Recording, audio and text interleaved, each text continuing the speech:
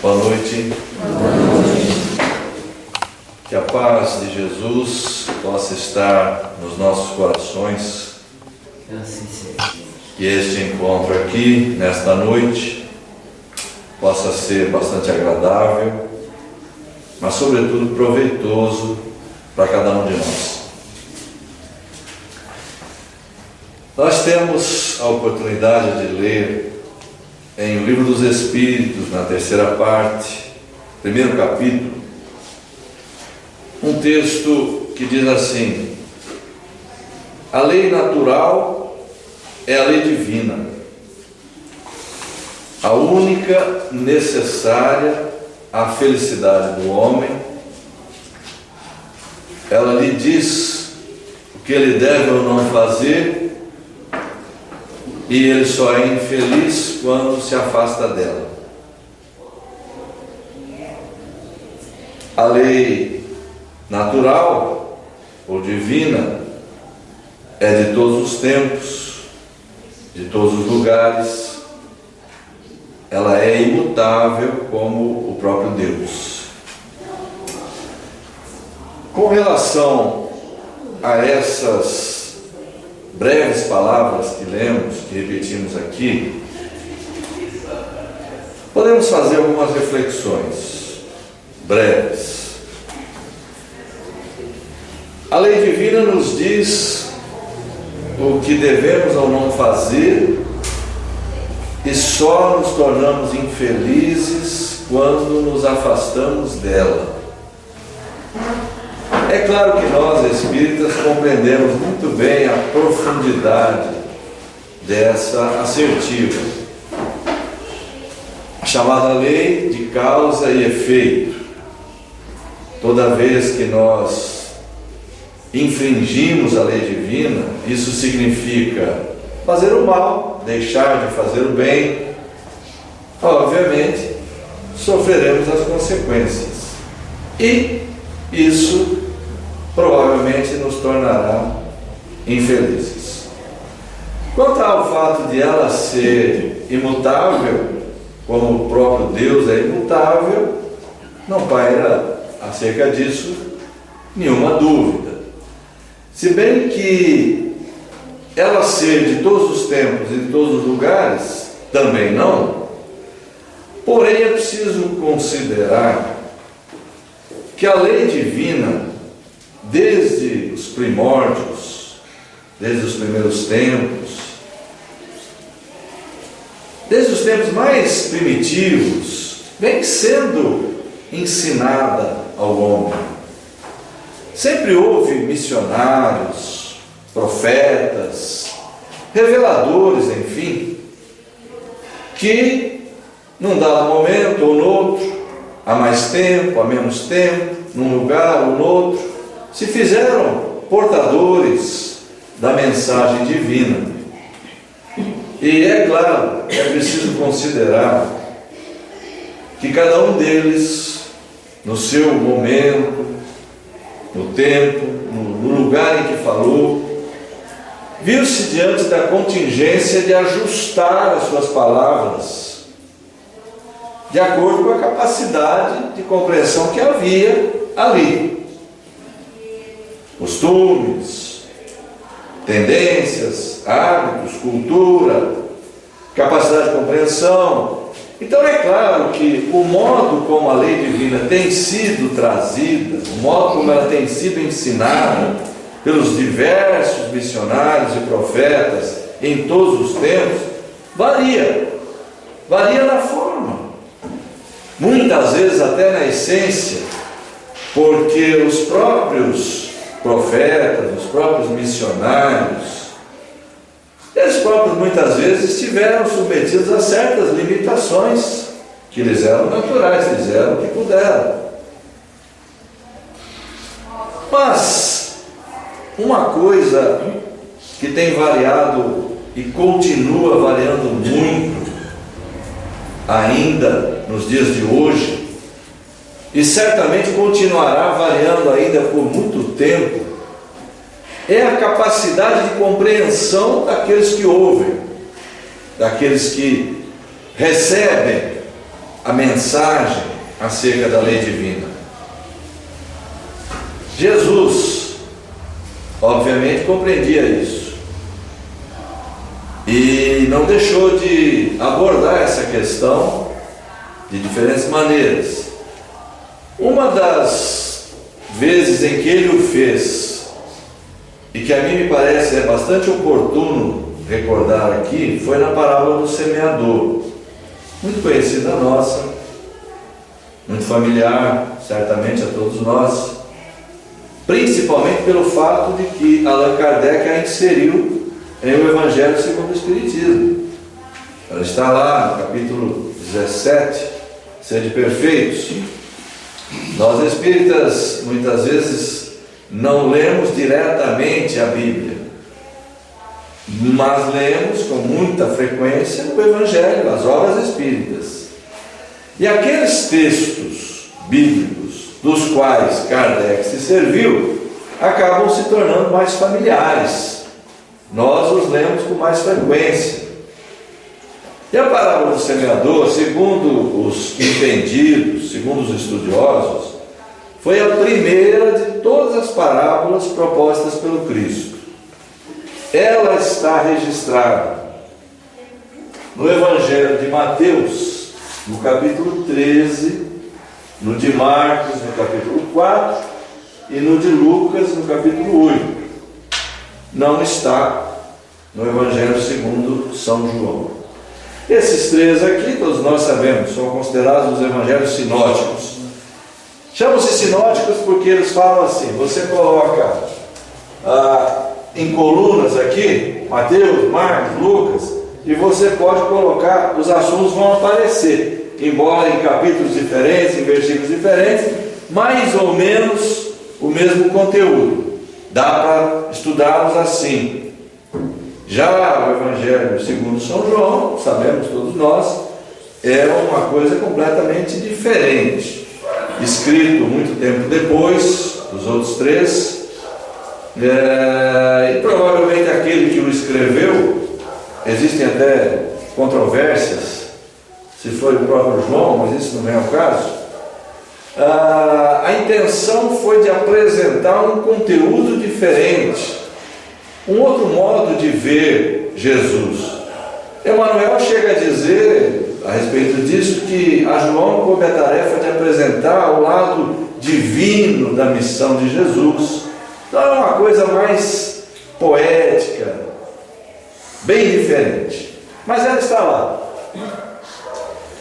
E nós não temos a menor dúvida, nós espíritas pelo menos não temos a menor dúvida, de que o Evangelho de Jesus é a mais pura expressão da lei divina, de que nós temos notícia, e tem chegado até nós, pelo menos no que diz respeito ao seu aspecto moral, porque havemos de entender naturalmente que lei divina é toda lei física que rege o universo, toda lei material, tudo aquilo que a ciência estuda e vai descobrindo é lei divina. Mas do ponto de vista moral, do ensino moral, não há a menor dúvida. A mais sublime expressão da lei divina está contida, indubitavelmente, no Evangelho de Jesus. Então, quando ele fala, através da parábola do semeador, das diferentes condições de entendimento que as pessoas apresentam em relação à sua mensagem, ao seu ensinamento, ele está naturalmente retratando aquela dificuldade a qual me referi, que a humanidade tem tido para entender a lei divina em todos os tempos. Continua sendo assim, mesmo com o Evangelho de Jesus. E é assim também com as outras tradições religiosas. Tem aí as tradições como a tradição muçulmana, o Corão, você tem as tradições hindus, tem todas essas tradições religiosas orientais. Em todas elas há problemas de interpretação.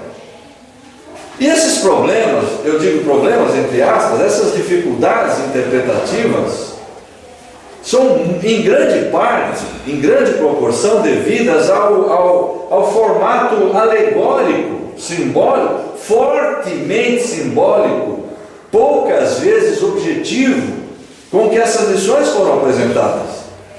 O Evangelho de Jesus se ressente disso, porque ele é altamente simbólico. Muita parábola, muita alegoria, muito simbolismo. E isso permite interpretações. E, naturalmente, cada um as interpreta ao sabor das suas preferências. E muitas vezes, os líderes religiosos ajustam as suas interpretações de modo a atender melhor aos seus próprios interesses. E isso vem sendo feito nas traduções dos evangelhos, que vem ao longo do tempo passando por inúmeras deturpações. Mas o Espiritismo primou por tentar, pelo menos tentar, evitar esse problema. Nesse capítulo que eu mencionei no início, capítulo 1 da terceira parte do Livro dos Espíritos, está um comentário até dos Espíritos a esse respeito, que era preciso realmente que agora os ensinamentos fossem trazidos numa linguagem objetiva, sem alegorias, sem simbolismo. Era preciso realmente confundir os orgulhosos e tudo mais. Kardec afirma, com todas as letras, que não podia ficar na formatação da doutrina espírita nada que permitisse duas interpretações diferentes. Que ela teria que ser tão objetiva, tão clara, que não ficasse ao sabor da interpretação de A ou de B. É claro que ele não conseguiu isso em plenitude, 100%, porque ninguém consegue. Ainda, apesar de toda a clareza da doutrina espírita, há diferentes entendimentos. Não tanto acerca dos princípios fundamentais, porque sobre esses a coisa está perfeitamente colocada. Ninguém discute a crença em Deus, a reencarnação, a imortalidade da alma, a comunicabilidade dos espíritos, a pluralidade de mundos habitados, a lei de causa e efeito. Isso ninguém discute. Há algumas discussões em torno de alguns temas paralelos, de alguns temas mais de rodapé, digamos assim, da doutrina. Mas vamos voltar a Jesus, porque senão a gente fica aqui até a Babilônia vai acabar e nós estamos aqui. Jesus quis falar disso, da dificuldade de entendimento, e expressou isso de uma forma muito interessante. Vamos nos recordar, apenas recordar, porque todos sabemos. Como é que ele apresentou isso? Ele falou assim, e aqui ele falava ao povo de um modo geral. Tanto é que ele precisou subir a um barco, pela narrativa dos evangelhos, porque a multidão era enorme, ela o comprimia, então ele subiu a um barco, afastou-se um pouco da margem e pôde então falar com mais tranquilidade. E aí apresentou a primeira, segundo os entendidos, de todas as suas parábolas. O semeador saiu a semear, e uma parte da semente caiu à beira do caminho. Vieram os pássaros e comeram. Outra parte caiu em terreno pedregoso. Como ali a terra não tinha profundidade, logo nasceu, mas não tinha raiz profunda, o sol quente queimou. Outra parte caiu em meio a espinheiros. Ao crescerem os espinhos, sufocaram a semente. E por fim, uma parte da semente caiu em terra boa e deu fruto, um a 100, outro a 60, outro a 30. Ouça quem tiver ouvidos de ouvir. Essa última frase, obviamente, que era muito repetida por ele, quer dizer assim, entenda quem puder. E pouca gente conseguia entender. Não demorou muito, os seus próprios discípulos o questionaram, perguntando a ele: por que o Senhor fala ao povo por parábolas? Ele disse: porque a vós, outros, foi dado conhecer os mistérios do reino do céu, mas a eles não. Eles vendo não veem, ouvindo não ouvem, não entendem. Só que não tardou muito e eles próprios o inquiriram, pedindo que lhes explicasse a parábola, o que causou nele uma certa estranheza. Mas nem vocês entenderam? E aí ele explicou. A mim me parece que, para um bom entendimento dessa história toda, temos que começar por aí. Raríssimos são os casos em que a gente vai encontrar nos evangelhos uma explicação dada por ele acerca de uma parábola. Essa é uma, deve ter mais outra, ou quando muito, mais duas. Então, vale a pena começar pela explicação que ele deu e trazer para perto de nós, para o nosso meio, essa interpretação, esse entendimento. Então ele diz assim, ele não fala quem é o semeador, nem precisava, em nenhum dos três evangelhos, mas é óbvio que ali se tratava dele mesmo. Mas semeador é todo aquele que prega, é todo aquele que ensina. Por que era ele ali? Porque a semente, isso ele explicou, a semente que é lançada é a palavra do evangelho, era o ensinamento dele. E aquela parte que cai à beira do caminho e os pássaros comem, disse ele, é quando a pessoa ouve e não entende. Aí vem o maligno e retira dali do seu coração aquilo que foi semeado para que não dê fruto. Aqui nós vamos fazer a primeira pausa. Maligno aparece no Evangelho segundo São Mateus. Em Marcos, no mesmo lugar, aparece a palavra Satanás. E em Lucas, no mesmo lugar, a palavra diabo. Aí vocês vão dizer, mas não é tudo a mesma coisa? É, mas não é aquilo que se costuma achar que é. É importante que a gente compreenda bem essa mensagem, né? Sob o ponto de vista espírita, naturalmente. Outros podem entender a sua forma, cada um a sua maneira. Não temos nada com os outros, temos conosco. Maligno, o próprio nome já diz. Maligno é tudo que é mal. Mal com U. Maligno. Então, o mal, e agora o mal com L, está dentro de nós, em alguma proporção, na forma de egoísmo, de orgulho, de vaidade, de inveja, de cobiça, do que a gente possa pensar, cada um na sua proporção, à sua maneira. Satanás, a palavra Satã em grego significa adversário. E era nesse sentido que Jesus a empregava. Nós temos, portanto, os nossos adversários internos. E eles influem poderosamente na nossa maneira de receber a mensagem do Evangelho, acolhê-la e na intensidade de resposta que nós oferecemos a ela.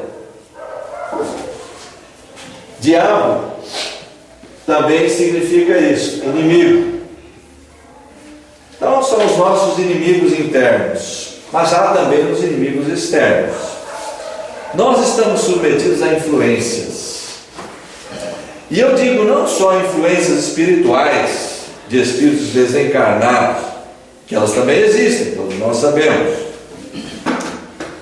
Mas nós também estamos sujeitos e somos bombardeados cotidianamente, de uma forma muito intensa, por todo tipo de informação. Os meios de comunicação nos atingem de uma forma muito poderosa. Televisão, rádio, jornais, revistas, internet, livros. E eu incluo aí os livros supostamente espíritas que estão jorrando aos borbotões, porque hoje qualquer um escreve um livro. Olha, escrever sempre deu para escrever, mas publicar não era tão fácil. Hoje em dia é muito fácil publicar um livro. Então as pessoas criam um livro, normalmente colocam médium fulano de tal, do espírito fulano de tal, aí vende de montão. Principalmente se for um romance ou coisa parecida. E tem surgido muita coisa dentro do movimento espírita que traz impropriedades doutrinárias, e algumas delas até doídas, até meio graves. Com relação aos outros meios de comunicação, eles são muito eficazes também. Há publicações de todos os tipos. Jesus tinha razão: aquele que ouve e não entende fica então exposto, vulnerável, porque não tem a defesa. Ele não dispõe da peneira, do aferidor, do parâmetro, digamos assim, que o Espiritismo oferece. Então, nós hoje, Jesus falava: ouve e não entende, porque naquela época, e ainda por muito tempo depois, era muito difícil escrever alguma coisa, fazer registros escritos. Então as coisas se passavam quase que exclusivamente pela tradição oral. Então, ao falar ouve e não entende, ele falava de acordo com o momento que era vivido ali. Nós, hoje, podemos naturalmente, com muito mais propriedade, dizer: aquele que lê e não entende. Ou, pior do que isso, aquele que não lê, aquele que não se interessa, aquele que não quer saber. Esse, sem dúvida nenhuma, não dispõe do aferidor. Então, qualquer informação que chegar, ele pode entender como verdadeira, porque não tem como separar o joio do trigo. Como é que eu vou saber? Paulo de Tarso fez uma afirmação brilhante. Falou assim: nós temos que examinar tudo e reter o que é bom. Mas como é que eu faço para saber, separar o que é bom? Eu tenho que saber. Se eu não estudo nada, se eu não conheço nada, obviamente qualquer informação que chegar vai assumir um caráter de verdade, dependendo de onde vier. Eu vou dar 2 exemplos disso para vocês, para não demorar muito. Não faz muito tempo, houve uma abordagem muito interessante numa reunião de estudos dentro da Casa Espírita, e eu não vou dizer onde foi, em que um companheiro convidado a tratar de um assunto de evangelho, sobre um livro da Terezinha Oliveira, Na Luz do Evangelho, são lições muito simples, ele começou a fala dele um assunto que não tinha nada a ver, dizendo assim: eu li na internet, não sei se é verdade ou não. Bom, aí uma pausa de novo. Se você não sabe se alguma coisa é verdadeira ou não, é melhor guardar para você. Não sai falando, principalmente aqui, que a responsabilidade é grande. Aí ele prossegue: mas eu li que se aproxima da Terra, não sei se é verdade ou não. Teria que saber. Se tivesse um mínimo de conhecimento espírita, teria que saber. Se aproxima da Terra um planeta que, quando estiver mais próximo, projetará sobre o nosso planeta uma magnetização, digamos assim, de uma qualidade tão intensa, que isso irá produzir na população terrena uma mudança, uma transformação moral. A população da Terra vai se tornar melhor. Rapaz, aquele dia eu fiquei muito contente. Eu saí dali vibrando. Meu Deus, que maravilha! Que venha logo esse planeta. Que venha logo, porque o Espiritismo nos ensina que esse processo de transformação, de melhoramento, de crescimento espiritual é tarefa nossa, pessoal, que deve ser fruto do nosso esforço. Agora, se vem aí um planeta que vai resolver esse problema, eu fiquei contentíssimo, saí de lá soltando um orão aquela noite, que vai resolver o meu problema, não sei de você, mas é difícil, né? O processo de, como Kardec fala, o verdadeiro espírita, né? Transformação moral, domar as más inclinações. Poxa, é complicado. Agora o planetinha vem aí, que venha, né? Pergunta a vocês, o que é que leva uma pessoa a falar uma besteira dessa? Jesus tinha razão. Ouve e não entende. Vem o maligno e semeia, tira aquela semente e põe outra. Você não sabe separar, não sabe distinguir. Se fosse um espírita que tivesse estudado um mínimo de doutrina espírita, jamais falaria uma besteira dessa. Um outro caso, um outro exemplo, eu vou colocar aqui o verbo puxar. Puxar no seguinte sentido: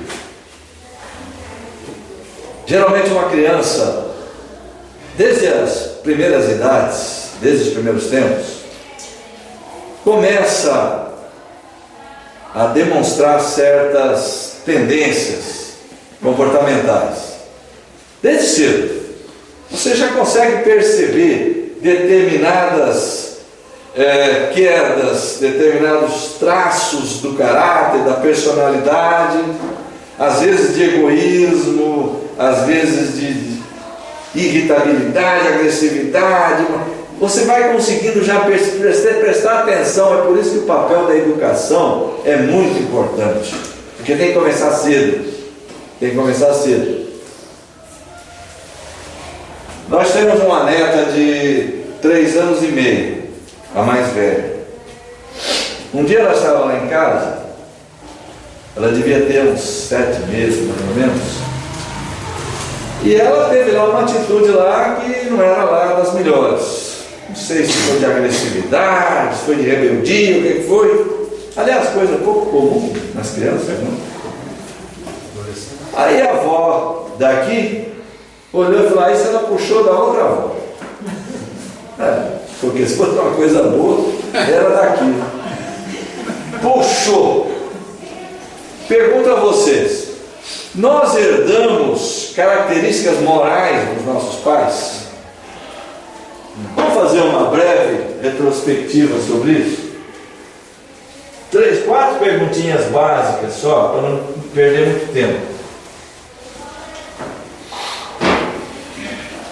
Na questão 203, Allan Kardec perguntou assim: os pais transmitem aos filhos uma parcela de sua alma, ou se limitam a lhes dar a vida animal, a qual outro espírito vem acrescentar a vida inteligente, a vida moral?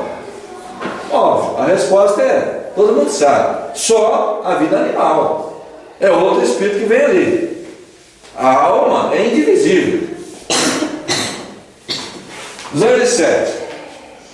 Os pais frequentemente transmitem aos filhos uma semelhança física. Ponto. É uma afirmação. Ele está perguntando, isso é verdade. Transmitirão, agora que vem a pergunta, transmitirão também alguma semelhança moral? Não, porque outro é o espírito que vem ali. São espíritos diferentes. Os pais criam o corpo do filho, o corpo procede do corpo, mas não criam o espírito do filho. O espírito não procede do espírito. Portanto, as qualidades morais são as do espírito do filho que está ali. Aí ele engatou uma outra. De onde vem então as semelhanças morais que se notam tantas vezes entre pais e filhos? Atração, né? Afinidade. Espíritos simpáticos que se atraem por afinidade, reencarnam juntos, às vezes até por várias reencarnações, alternam-se os papéis. Às vezes é pai, às vezes é filho, às vezes é avô, às vezes é tio. Outros estranhos também vêm, às vezes se juntaram ao grupo, etc. Notem que até aqui está se falando de transmitir características morais por geração, geneticamente. Isso fica claro aqui. Na 208 ele perguntou assim: e depois do nascimento, os pais não exercem uma influência sobre os filhos? Ora, dirão os Espíritos, mas aí é diferente. Tem que exercer, é o papel deles. Tem que educar, tem que corrigir o caráter, tem que reformar o caráter, é uma missão que lhes é dada. Eles serão culpados se falharem. Então fica claro que até então ele falava de ano, por geração, transmitir geneticamente, herdar. Por exemplo, as pessoas falam assim: ali na família o pai é músico, os 5 filhos são músicos, herdaram o talento musical do pai. Herdaram coisa nenhuma. Se fosse assim, seria uma maravilha, né? Os filhos do Mozart seriam todos fantásticos, né? Não. Essas coisas todas, exceto as coisas físicas, anatômicas, fisionômicas, isso sim, cor dos olhos, tamanho do nariz, calvície, não precisa nem falar, nem precisa perguntar, né? Isso sim. E por fim aqui, ó, de onde vem para o homem na codificação, entenda-se, o sujeito encarnado. O sujeito encarnado. De onde vem para o homem as qualidades morais, boas ou más? São as do Espírito que está encarnado nele. Então, creio haver explicado suficientemente para que possamos alijar definitivamente do nosso vocabulário a palavra puxar, quando se tratar de características morais, de inteligência, de talentos, etc. Porque isso é do sujeito que está encarnado ali, do Espírito. Não foi o pai que transmitiu, não foi avô, não foi ninguém. Mas uma parte da semente caiu em terreno pedregoso, e ali a terra não tinha profundidade, nasceu logo. Ele falou assim: quando a pessoa ouve a mensagem do Evangelho, a princípio com entusiasmo, com empolgação, mas sobrevindo as primeiras dificuldades, perseguições, tribulações, por causa disso, a pessoa logo se escandaliza e abandona. A gente entende isso muito bem na época de Jesus, porque o sujeito assumir-se cristão era dar um grande passo rumo à guilhotina, não, porque não tinha sido inventado ainda. Depois, lá na Revolução Francesa, que o tal do guilhotão inventou a guilhotina. Mas era colocar a cabeça na boca do leão, era colocar o pescoço debaixo da espada, era dar um grande passo nessa direção. Então era perigoso. Era perigoso. E era naturalmente uma coisa arriscada. Hoje, trazendo isso para o nosso lado de novo, não temos nós essa dificuldade. A nossa Constituição, graças a Deus, garante inteira liberdade de credo religioso. Então, o que acontece? Dentro do movimento espírita, isso que Jesus fala, a princípio abraçar com empolgação, começar com entusiasmo, mas não ir muito longe, não ser perseverante, abandonar as tarefas abraçadas. Será que isso acontece dentro do movimento espírita? Aqui em Polônia talvez não, mas temos alguns registros interessantes a esse respeito, e às vezes por pouca coisa. A pessoa se aproxima do Espiritismo, ouve uma palestra, lê uma mensagem, lê um livrinho desses pequenos, simpatiza, gosta, começa a se afeiçoar a um trabalho, a outro e tal, fica empolgado, mas ela ainda não teve tempo de estudar, não tem raízes profundas, ainda terra rasa, igual a plantinha lá que Jesus falou. Então pode acontecer que ela tenha uma informação meio ainda incipiente, insuficiente, às vezes meio deturpado, o entendimento ainda um pouco verde. E quando as coisas começam de fato a acontecer, ela passe por um processo de decepção. Há pessoas que se decepcionam com um dirigente, que não tem nada a ver uma coisa, porque as pessoas confundem doutrina espírita com movimento espírita. São coisas diferentes. O movimento espírita é feito por pessoas. As iniciativas, o que é movimento espírita? É o conjunto daquilo que os espíritas fazem. As iniciativas todas. E são homens falíveis. Às vezes a pessoa fala, eu não vou com a cara daquele fulano, que lá, camarada entra, não fala bom dia. Não precisa muita coisa para as pessoas sumirem.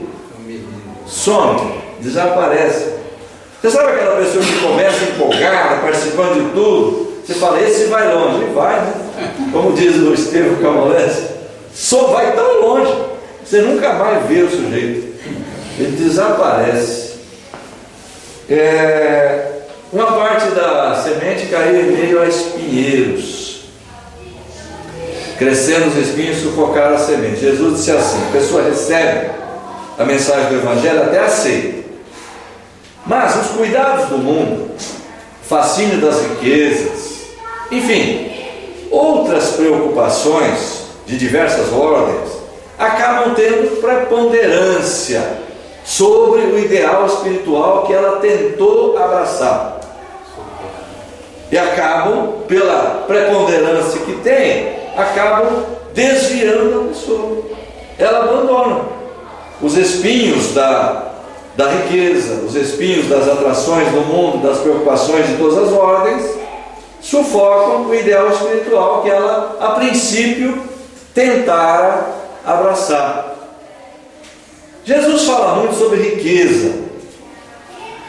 A impressão, às vezes, que se passa, que se tem ao ler os evangelhos, é de que ele tinha uma grande antipatia por gente rica.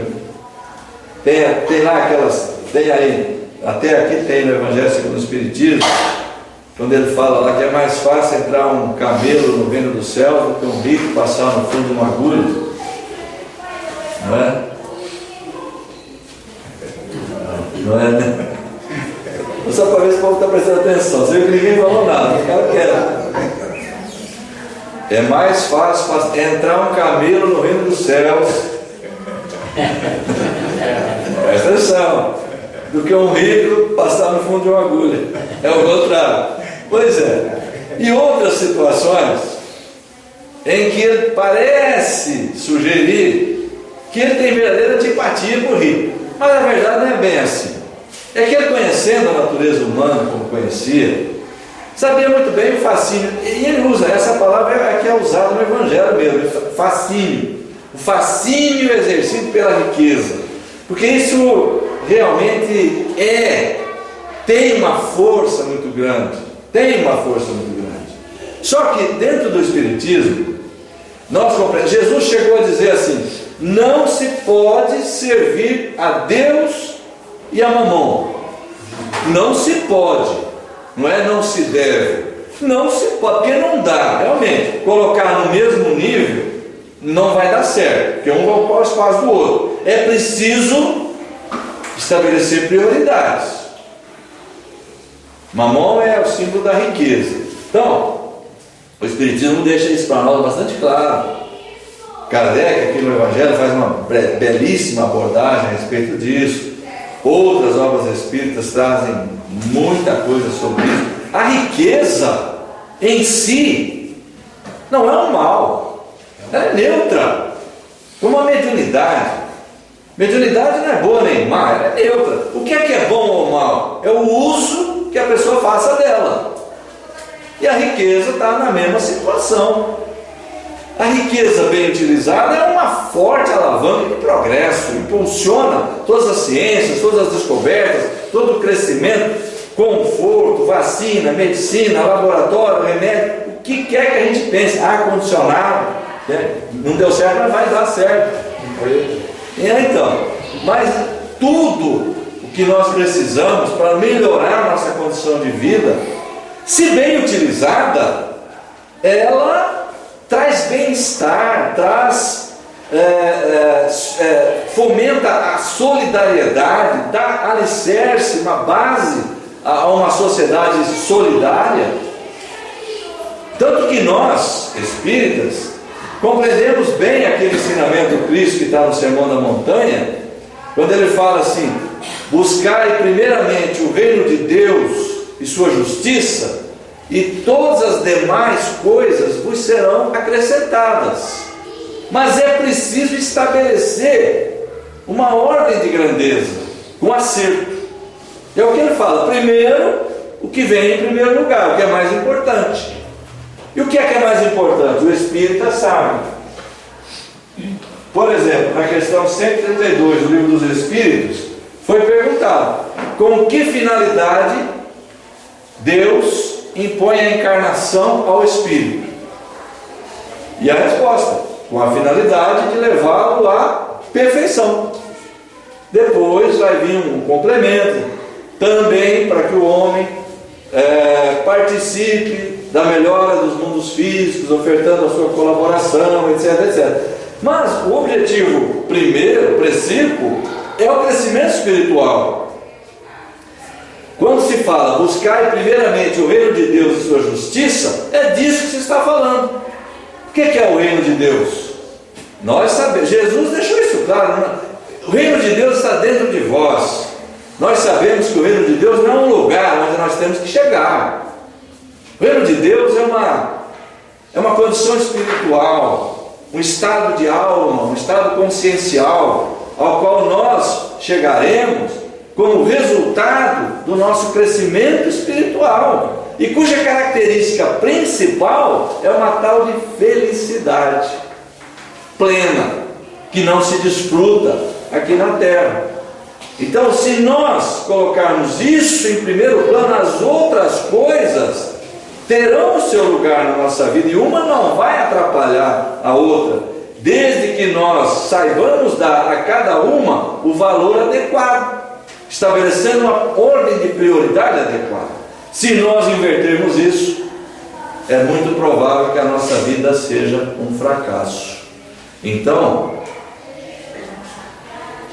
depende do modo como nós permitimos que os espinheiros exerçam essa influência, porque se nós não permitirmos, a semente do Evangelho cresce, e por fim uma parte caiu em terra boa, que deu fruto. E ainda aqui, notem que ele já falou de três situações em que o entendimento nosso acerca da mensagem do Evangelho, acerca da lei divina, é diferenciado, é obstado por uma ou por outra situação. E ainda quando a terra é boa, ou seja, o que é a terra boa? É um coração receptivo, uma alma aberta, pronta para receber, uma alma humilde, pronta para receber o ensinamento, que absorve, que assimila, que aceita, e que se propõe a dar uma resposta com um certo grau de intensidade. Ainda aí ele estabeleceu didaticamente três ordens de grandeza: uma a 100, outra a 60, outra a 30. Estabeleceu diferença. Por quê? Porque ele conhecia, ele sabe que nós não somos iguais, nós temos maneira diferente, cada um tem a sua peculiaridade própria, cada um tem o seu jeito de entender, e consequentemente a intensidade de resposta que irá oferecer será correspondente ao modo como aceita, como recebe, como compreende e como acha que deve agir. Porém, em todas as situações, terra boa, pessoa receptiva, pessoa de boa índole, pessoa que quer fazer, mas ainda aí diferenças democraticamente estabelecidas, ofertando espaço para todos. Vejam como isso é interessante. Então, ao fim dessas reflexões, eu queria só lembrar uma coisa. Eu disse no início, a lei divina vem sendo pregada em todos os tempos, com variações na forma, às vezes até no conteúdo, e nós não temos a menor dúvida que a melhor expressão, a mais sublime, a mais pura, expressão da lei divina é o Evangelho de Jesus, porque ali está a expressão do amor, tal qual Jesus o apresentou. É a figura central das 3 revelações, segundo o próprio Emmanuel. Mas mesmo assim, diante de um evangelho desse, diante de uma mensagem dessa, e ainda hoje, diante da mensagem espírita, que é mais clara, mais objetiva, mais contundente, nós ainda apresentamos essa variedade, então ela vai continuar existindo, a depender, naturalmente, do nosso próprio esforço de ampliar essa compreensão e, consequentemente, ampliar a nossa resposta. Por isso, façamos, cada um de nós, a si próprio, uma perguntinha básica. Nessa minha vida, do modo que eu estou vivendo, que tipo de terra sou eu? Beira do caminho? Nós vimos que beira do caminho é terra batida, dura, nada penetra, aquele sujeito que não quer nem saber, não se interessa, não está nem aí, tanto faz, não quer aprender, não quer saber. Terreno pedregoso, aí é o chamado fogo de palha, nasce logo, entusiasmo, aquela coisa, empolgação, mas também não vai adiante, abandona. Com que intensidade, com que perseverança, como é que nós estamos levando avante os nossos compromissos? Com que base de sustentação nós estamos mantendo esses compromissos? Espinheiro a gente vê, depende muito de como nós permitimos que cada coisa, cada fator, cada influência externa se exerça sobre nós. Como nós permitimos que outros valores interfiram e perturbem e prejudiquem a nossa escalada espiritual? Qual a ordem de prioridade que nós damos? Ou então eu sou terra boa, dou fruto já, sou terra boa, terra fértil, aqui a semente bate, germina e nasce mesmo, dar fruto em linguagem evangélica é produzir boas obras, realizá-las. E por boas obras não é necessário entender a construção de uma creche ou coisa parecida. Também, se tiver dinheiro para fazer, faça. Tudo que for para o bem, para isso serve a riqueza. Mas perdoar não é uma boa obra? Aprender a tolerar o semelhante, visitá-lo na hora necessária, enfim. Dar frutos.